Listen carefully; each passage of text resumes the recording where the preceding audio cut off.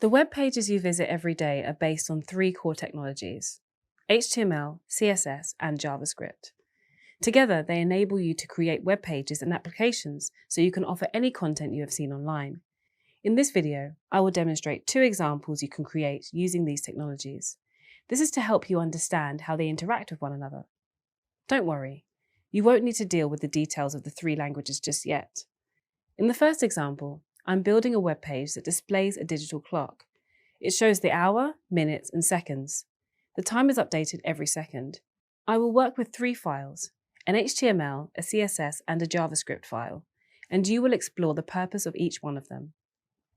To create the clock element, let's first define our HTML code in a file called clock.html. The HTML code has an element that describes the content in hours, minutes, and seconds.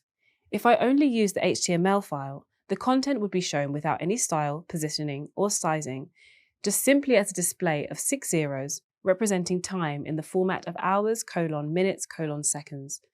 To apply styles to the HTML element, the HTML code references a CSS file called styles.css. The web browser retrieves the styles.css file and processes it. The CSS code provides styling for the clock.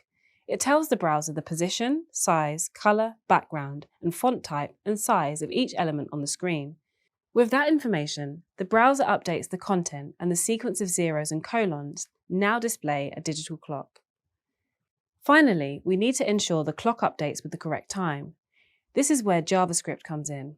The HTML references a JavaScript file called clock.js. The browser will retrieve clock.js and process it. The JavaScript file contains code that every second updates the content of the hour, minute, and second elements. With the three files created and linked together, your clock is fully functional. The clock example demonstrates JavaScript dynamically updating content. JavaScript can also be used for interaction. The next example demonstrates how JavaScript can be used interactively. It's a web page that plays a video. Below the video, there is a button that plays or pauses the video. The button contains a play icon.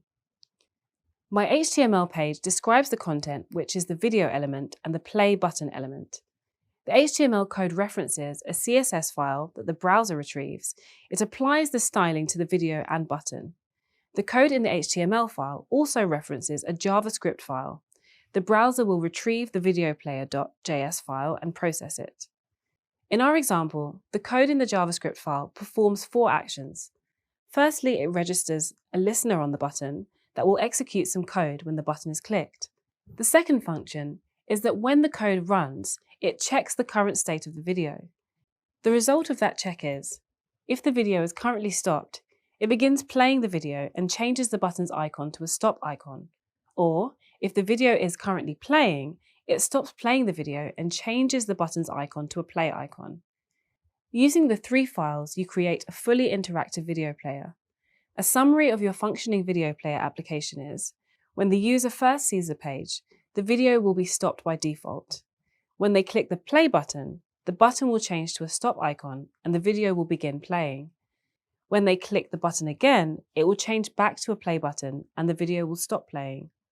I hope those examples give you an idea of how the three core files link and work together.